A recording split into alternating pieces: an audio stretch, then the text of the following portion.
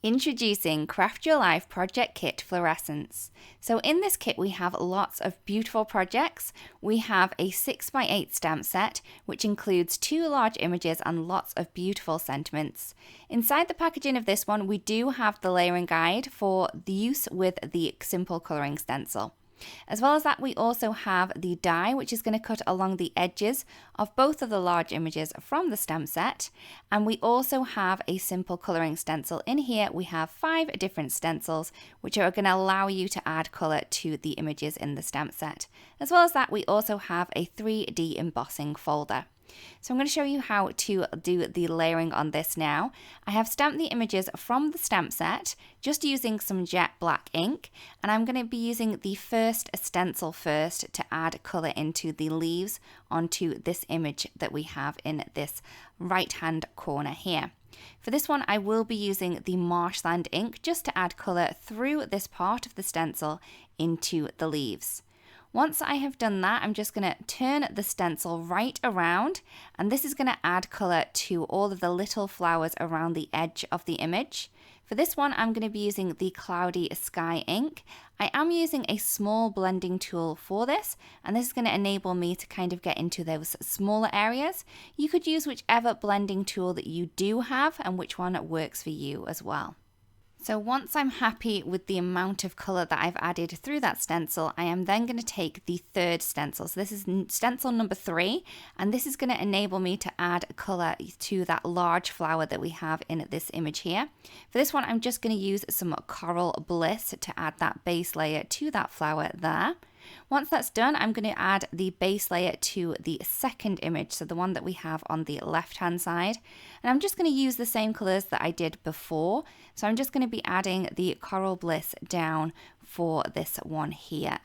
Once that's done, I can then twist that stencil a little bit, and this is the one that is going to add in the second layer to that smaller flower that we have over here.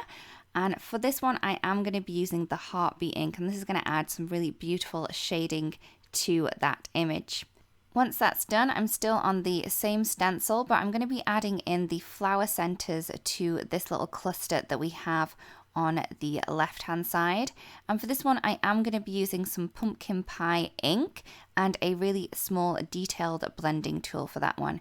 I'm just going to shift that stencil around a little bit more to add in these other flower centers there. So once that's done, I'm then going to move on to stencil 2. So this is the one that's going to give me the detailed layers to this cluster that we have on the right hand side. So for this one, I am going to be using the same color as I did before. So this is the Heartbeat ink. So I'm just going to add that through the stencil. Once that's done, I'm just going to twist that stencil round, and this is going to add in the second layers to all of the little flowers that we have around the outside edge.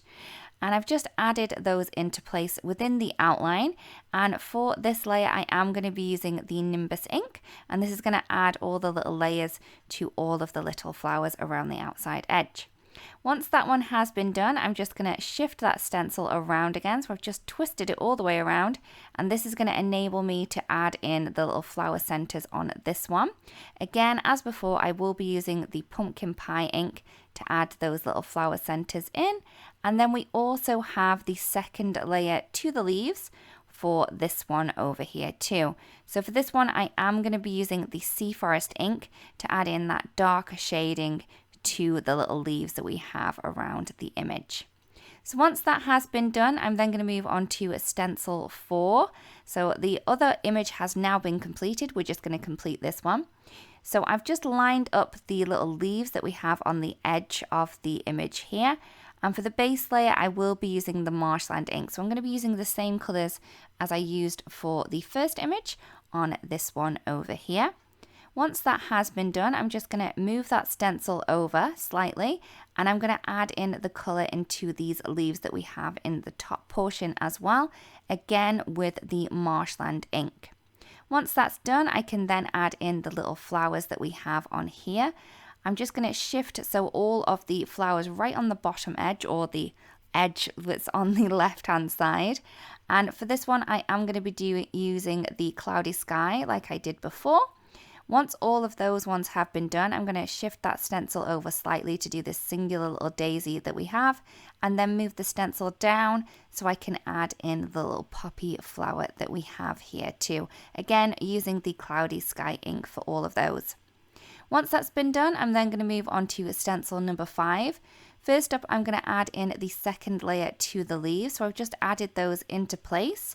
And for these ones, I will be using the Sea Forest ink. So I'm just going to add the ink through there. Once that's done, I can move that stencil over, and I'm going to be doing the second layer of the flowers.